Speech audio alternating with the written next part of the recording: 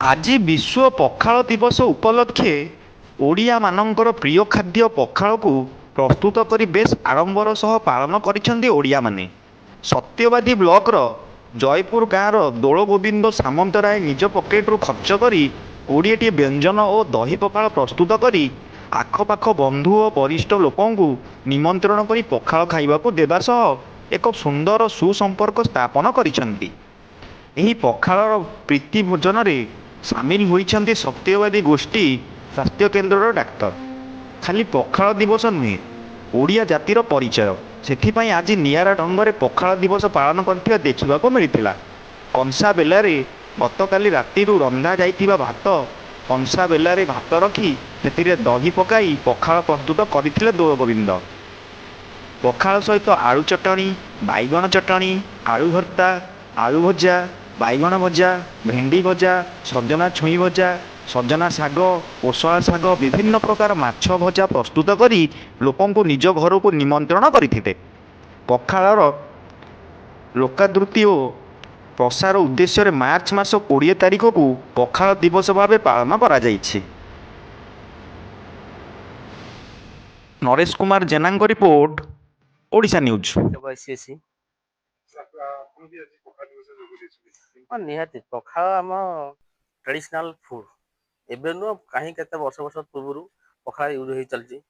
ଆଜିକାଲି fast food, junk food maximum use କରିକି ପିଲାମାନେ ଅକାଳରେ ବିଭିନ୍ନ ପ୍ରକାର ରୋଗର ଶିକାର ହେଉଛନ୍ତି। ଯେଉଁଟାକି ପଖାଳ ଏକଦମ ଲୋ କ୍ୟାଲୋରି ଏବଂ ହେଲ୍ଥ ବେନିଫିଟ୍ ବହୁତ ଅଧିକ। ଯେଉଁଟା ଆମେ ଆଜି ଗୋଟେ ଦିନ ପାଳନ କରିକି ରେଗୁଲାର ବେସିସରେ ୟୁଜ୍ କରିବା ଦରକାର। ତ ପଖାଳ ଖାଆନ୍ତୁ, ନିରୋଗ ରୁହନ୍ତୁ। ଖରାଦିନ ବହୁତ, କାହିଁକି ଏଥିରେ ଆମେ ଯେଉଁ ପାଣି ଦେଉଛେ, ଖାଦ୍ୟଟା ପାଣିରେ ରହିଲା, ଦହି ପଡ଼ିଲା, ଫର୍ମେଣ୍ଟେସନ ହେଉଛି, ଯେଉଁଟାକି ଆମର ଗ୍ୟାଷ୍ଟ୍ରୋ ଇଣ୍ଟେଷ୍ଟାଇନ୍ ପାଇଁ ବହୁତ ଭଲ।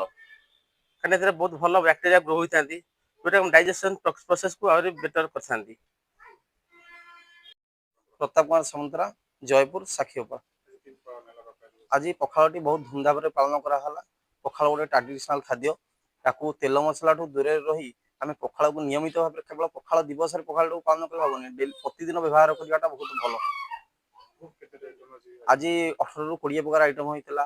ଭେଣ୍ଡି ଭଜା, ବାଇଗଣ ଭଜା, କଖାରୁ ବଡ଼ା, ନଡ଼ିଆ ବଡ଼ା, ଛତୁ ଭଜା, ମାଛ ଭଜା, ମାଛ ଛେଚା, ଚିଙ୍ଗୁଡ଼ି ଭଜା, 17ରୁ 20 ପ୍ରକାର ଆଇଟମ ହେଇଥିଲା।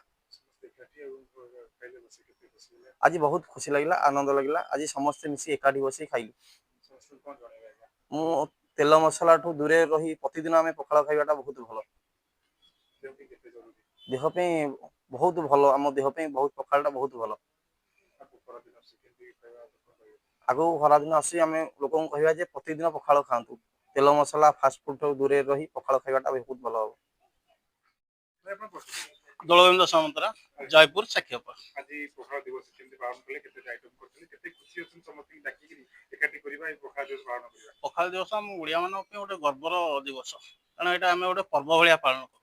ଯେହେତୁ ଏଇଟା ଆମର ଗୋଟେ ଟ୍ରେଡିସନାଲ ଫୁଡ, ତେଣୁ ଏଇଟା ଆମେ ଗର୍ବର ସହିତ ପାଳନ କରୁ। ଆଉ ଏଇଟା ଏକୁଟିଆ ତ ଖୁସି ପାଳନ କଲେ ବଢ଼େନି, ବନ୍ଧୁବାନ୍ଧବମାନଙ୍କ ସହିତ ପାଳନ କଲେ ହିଁ ବଢ଼େ।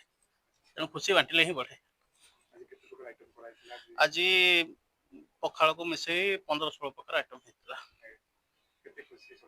ସମସ୍ତେ ଏକାଠି ବହୁତ ଖୁସି, ସମସ୍ତେ ପୁରା ମୌଜ କରିକି ପଖାଳକୁ ଖାଇକି ମୌଜ କଲେ ଏବଂ ପର୍ବ ପାଳନ କଲେ, ପଖାଳ ଦିବସକୁ ପାଳନ କରି ଗଲେ। ପଖାଳ ତ ଆଜ୍ଞା ଆମ ସାକ୍ଷୀଗୋପାଳ ମୁଖ୍ୟ ଡକ୍ଟର ଜଣେ ଠିଆ ହେଇଛନ୍ତି, ସାର୍ କୁହନ୍ତି ଯେ ସବୁଠୁ ଯଦି କମ୍ କ୍ୟାଲୋରି ଥାଏ ତାହେଲେ ସେ ହେଉଛି ପଖାଳ, ଯାହାକି ନା ତେଲ ନା ମସଲା, ଆଉ ଶରୀର ପକ୍ଷେ ଇଏ। ଆଉ ଆଜି ସାଇଣ୍ଟିଷ୍ଟ ମାନେ ବି ପ୍ରମାଣିତ କରିସାରିଲେଣି ଯେ ପଖାଳ ହେଉଛି ସବୁଠୁ ନ୍ୟୁଟ୍ରିସନରେ ଭର୍ତ୍ତି। ପଖାଳ ସବୁଦିନ ନିହାତି ଖାଇବା ଦରକାର।